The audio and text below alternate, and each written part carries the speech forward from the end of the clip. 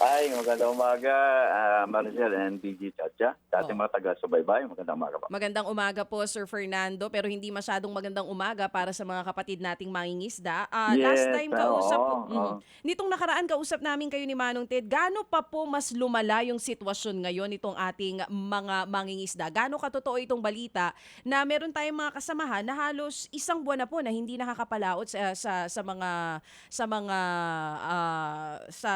mga dagat po?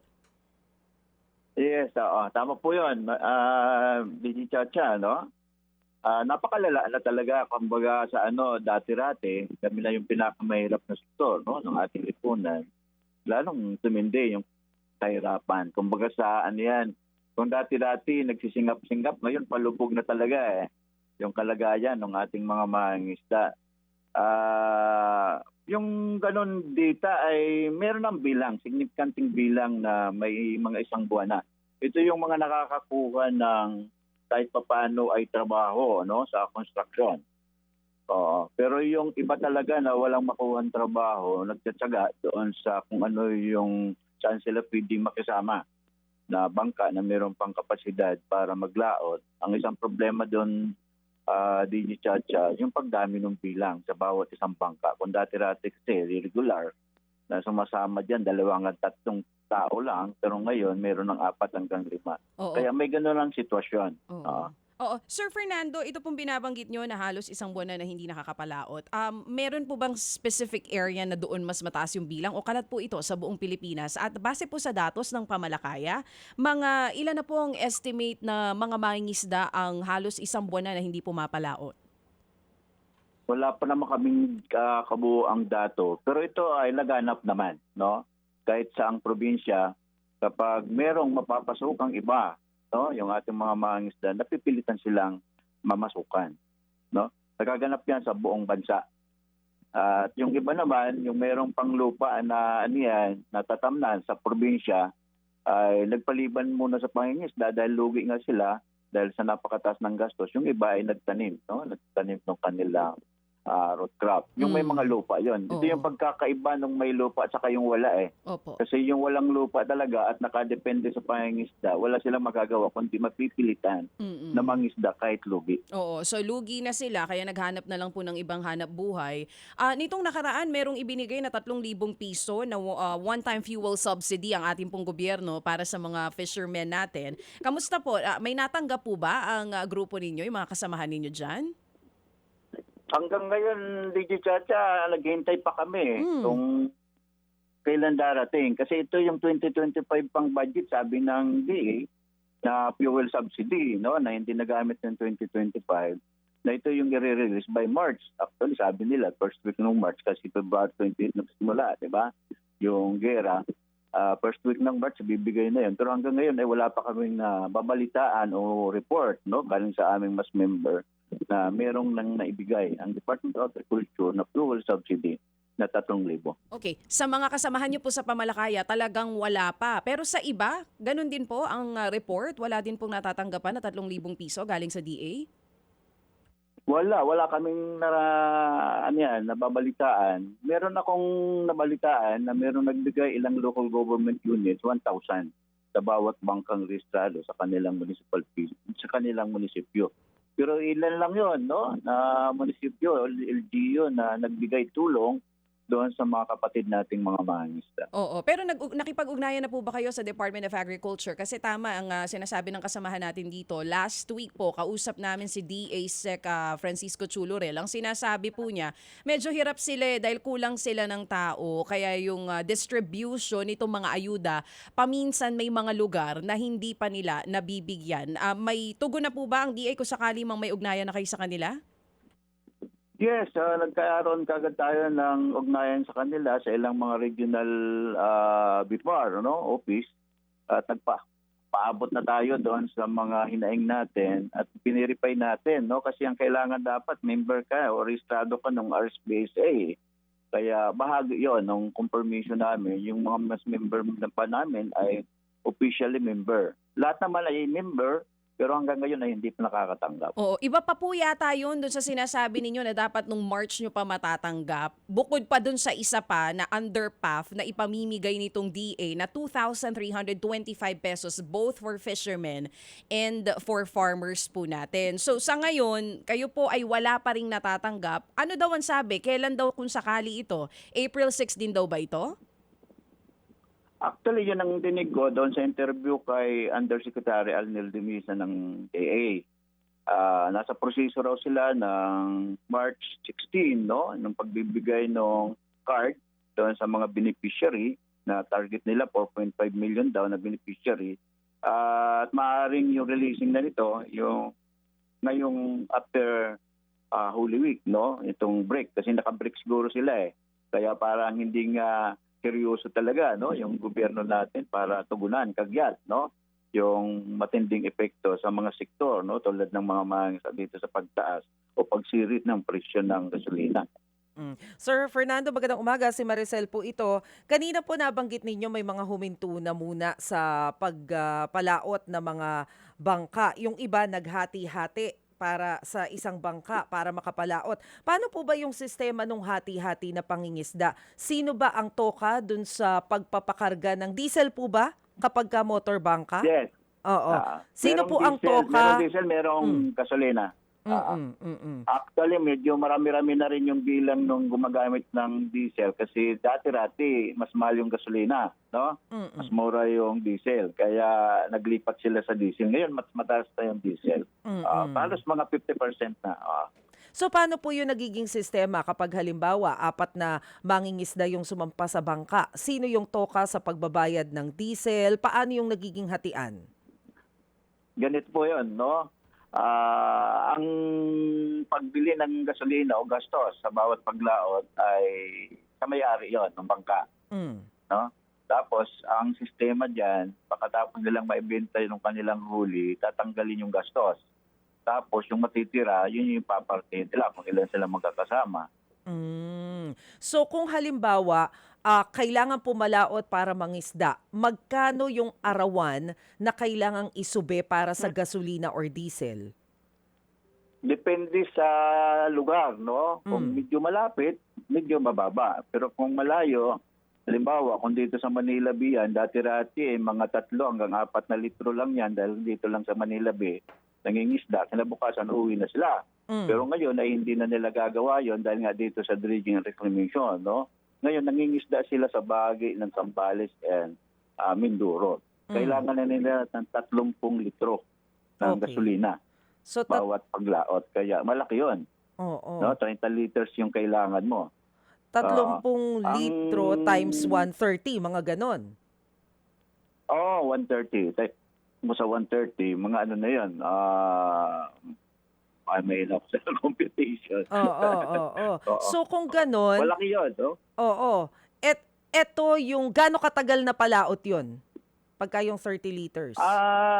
May ano yan, may inaabot ng 3 araw, may inaabot ng 1 linggo. Depende yun, no? Kasi yun nga, isang problema nila kapag yung huli nila ay konti, kailangan nilang mag-stay na matagal para kahit papano ay masambot nila yung gastos nila at may uwi sa kanilang pamilya. Okay. So 3 araw yon. So sabihin natin kung halimbawa papalaot kayo 30 liters, 3,900 o ilagay na natin sa 4,000 yung kailangan na isubi ninyo. So yung matitira doon, yun yung paghahatian kung ilan yung mga mangingisda na nakasakay doon sa bangka. Usually po ba magkano yung kinikita ninyo kapag kagandahan ng araw ng paghuli? Dati-rati, ang average na kita natin dyan ay, kasi hindi naman lahat maganda, no? Merong wala, merong katamtama lang na huli. Pero ang average nga namin sa pangingisda ngayon, sabihin natin 10 kilos per day, bawat bangka yung huli nila. Ito na yung average, no? Ng huli. Kung 10 kilos yan, kung gagastos ka ng 10 litrong gasolina, sa 1,000 na lang, 100 per liter, sabihin natin 1,000, no? Kaya kung ang bili sa'yo, isang 150 ang kilo, meron kang 1,500. Kaya matitira sa'yo ay 500 pesos na lang. 500? Kaya 500 pesos na yun. Sige, go ahead. Oo. 500 pesos matitira kasi bawas mo yung 1,000 doon sa gasolina, no? Kaya yung 500 na yun, kung 5 kayo magkakasama, titigwa 100 kayo Ay, sus. na partihan. 500. Meron Sa pa ilang nga oras, ng isang ano? linggo, ng isang linggo nga, merong tinanong ako na member namin, kumusta yung laot nila. Sabi nila, napartihan naman siya 65 pesos. 65 pesos yung isang Yes, araw na oo. palaot nila? Oo, isang gabi yun. Naku naman. Paano po yun kung halimbawa mabigyan nga kayo ng tulong nitong DA, nasa 2,000 something yung ibibigay nila na ayuda, sapat ba yun? Ilang araw nyo kakarampot magagamit yun? Marcel, kakarampot nga yun. No? Oo. Maliban doon sa kakarampot na, ay mabagal pa. No? Hanggang ngayon, wala pa. Mm-mm. Yung 2,500 o 2,350 daw, sabi 2,350 ibibigay sa mga farmers and fisher folks. Yung 2,000, mga dalawa, no? Dalawang gabi, dalawang operation mo lang Mm-mm. na paglaot. Mm. Kaya ibig sabihin, kung wala kang mahuli ngayon, kahit papaano, bukas makakalaot ka pa, kung wala ka pang mahuli, di ka na makakalaot susunod na araw. Oo. Pero paano po ba yung bigayan ng ayuda, mangyayaring bigayan ng ayuda na manggagaling sa DA? Kanino ba manggagaling yung mga listahan o may nakahanda na pong mga listahan?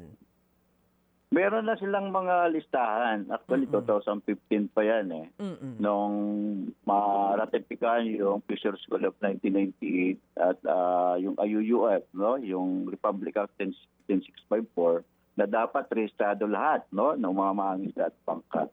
Kaya meron na lang silang rehistro. Actually, in 2023, yung report nila na registered municipal fishing boat, ito yung mga mangingisda na nasa municipal fishing ground, no? Ito yung dapat mabigyan ng tulong ng fuel subsidy ay more than 300,000. At yung budget nila na ibibigay dito sa 2025 budget na fuel subsidy, ang allocation lang sa mga mangingisda ay 14,947. Kaya gaano, ibig sabihin mas marami, no? Yung hindi mabibigyan. Oo. Sir Fernando, kung sinasabi nyo po may listahan na sila, 2015 pa, meron na. Anong sinasabi ng Department of Agriculture sa inyo? Saan daw po sila nagkakaroon ng problema? Bakit hindi pa na-release yung supposedly tulong para po sa mga mangingisda natin? Sa kanila ang problema nila. Yung sabi nila, wala silang tao. Ibig sabihin, hindi nila prioridad, no? Paano talaga tinitiyak yung distribution ng tulong sa higit na nangangailangan, no, ng mga producer natin, yung mga magsasaka at mga mangingisda. So nasa kanila, ano daw ang posible daw po nila po pwedeng remedyo dito? Nabanggit daw po ba? May solusyon na daw po ba dito para kahit papaano mas mapabilis at hindi na magkaroon ng problema sa listahan kung meron mang mga hindi pa kasama na mga mangingisda dyan?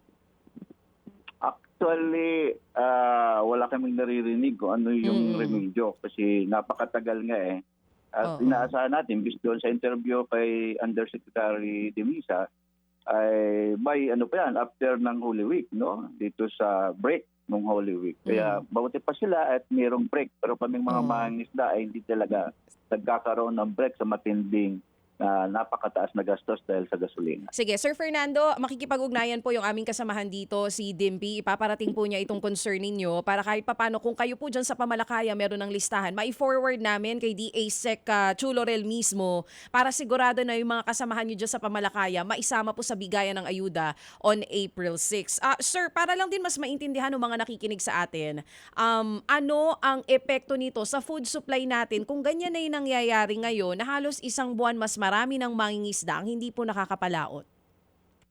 Malaki, malaki yung magiging kakulangan natin sa supply kasi halos nasa 24% ng total na production natin sa kabuuan, no, ay galing sa mga municipal fisher, no, sa mga maliliit na mangingisda. Na ito yung direktang tinatamaan dito sa pagtaas ng gasolina. Kaya kung 22% yan, malaki-laki, no, yung mawawala sa supply natin. At ang isang problema nga dito, DJ, and Maricel, kahit tumataas yung presyo ng gasolina, hindi rin tumataas yung bili sa amin na natili yung farm gate, no? Hindi tumataas. For example, dito sa Cavite, yung alimasag nasa 180 to 200 ang kilo, pero pagdating sa market, umabot niyang 500 to 600, no? Yun yung isang problema natin na kawala ng intervention ng government. Paano talaga tutulungan yung ating mga mangingisda para mapataas yung presyo ng huli nila at ganoon din para matiyak na mababa, no, yung presyo ng isda o produktong dagat doon sa mga consumer. Oo, pareho po kayo halos ng problema nito mga farmers natin and even the broilers group. Ngayon po na meron ng national state of emergency, hindi pa rin ganun talaga ka-urgent yung nararamdaman ninyo na tulong galing sa gobyerno? Wala eh. Actually, wala akong makita, wala kayong maramdaman, no? Itong state of emergency, energy emergency. Ang nakakatakot nga dito, nababahala kami, no? Baka magamit pa sa higit pa na gamitin, no? O pangungutang para di umano dito sa programa. Kasi wala talagang komprehensibong programa eh. Ang administrasyon ni Bongbong Marcos, pinasa nga ito na state of emergency, ay energy emergency, pero wala naman talagang konkretong plano anong mga gagawin. Sige po, baka nakatutok po sa atin ngayon ang Pangulong Marcos Jr., maging administrasyong ito. Ano po ang gusto ninyong sabihin at ano pong mensahe nyo para sa kanila? Ang kailangan ng ating mga mangisda ay kagyat na tulong. Ang pinakakagyat na tulong talagang mararamdaman yan yung pag-suspend, no? Nung mga buwis sa langis tulad ng value-added tax, excise tax, no? At ganun din, dapat deregulated na ng gobyerno. I-regulate na ng gobyerno yung patuloy na pagtaas ng presyo. Ito dapat yung pwedeng gawin dahil mayroon na silang state of emergency, energy emergency, no? Nakagyat, lalong-lalo na merong napatunayan na merong pagsasamantala yung mga kartel, no, ng oil industry sa ating bayan dito sa mabilisang pagtaas ng presyo. Yung kanilang mga naka-stock pa na mababa yung bili nila at ibinenta nila nung napakataas ng halaga. Kaya malinaw na dapat ay may intervention yung government, no? Imbestigahan yan at dapat yan ay i-roll back, ibalik sa mga consumer yung mga pagsasamantala, no? Yung mahalaga, yung presyo na napakataas na doon sa mga kartel, no? At ganun din yung kagyat, yung talaga yung panawagan natin, no? Na dapat itigil na yung girang agresyon na nilulunsad ng US through Trump at saka ng Israel to Netanyahu doon sa Iran. Kasi hanggat hindi na-resolve yan at hindi natitigil ang gira, magpapatuloy yung ganitong sitwasyon natin. Ito yung nakakabahala. Ngayon nga, ay hirap na tayo. Paano pa yung mga susunod na mga araw? Parang walang magagawa si Marcos Jr. dun sa gera ng Israel at ng Amerika sa Iran. Pero last na lang po, para panawagan. Panawagan lang kung sakali. Pero kung sakali, Sir Fernando, kung kayo po ang tatanungin, sa tingin niyo po ba nasa krisis na itong sektor ng pangingisda natin sa bansa? Actually, matagal ng krisis yan. Noon pa sinasabi namin, nagsimula yung mga dredging reclamation sa ating bayan, tapos yung paghimasok, patuloy na pagpasok ng mga commercial fishing vessel within the municipal fishing ground na dapat entitled para sa maliit na mga isda. Sabi namin, darating ang panahon talaga magkakaroon ng krisis. Kakulangan. At patunayan yan, no? Merong mga data na sa loob ng nakalipas na 10 taon ay meron ng naitala na 45,000 metric tonelada yung nawawala na produkto ng ating pangisdaan. Kaya nakakabahala po yun. No? Yung magpapatuloy yan, kung magpapatuloy itong mga panirang mga proyekto tulad ng dredging reclamation at iba't iba pa. Sige po. Maraming salamat, Sir Fernando. At uulitin namin na pararating po namin kay Sec Laurel ito pong concern ninyo. And I do hope matugunan po agad yung kailangan ng mga grupo po ng mga mangingisda na miyembro ng Pamalakaya. Magandang umaga once again ang National Chairperson po ng Pamalakaya, si Sir Fernando Hica. Mga kapatid, para sa iba pang mga balita at impormasyon, sundan niyo po kami sa X, Instagram, Facebook at syempre sa TikTok, True Network PH. Mag-subscribe din po kayo sa aming YouTube channel, True Network. May website din po tayo, truenetwork.ph, at pwede nyo rin po kaming mapanood sa Channel 19 ng aming True FM TV. Lagi pa rin makinig sa radyo dito po sa 105.9 True FM dahil dito, laging true sa'yo, kapatid.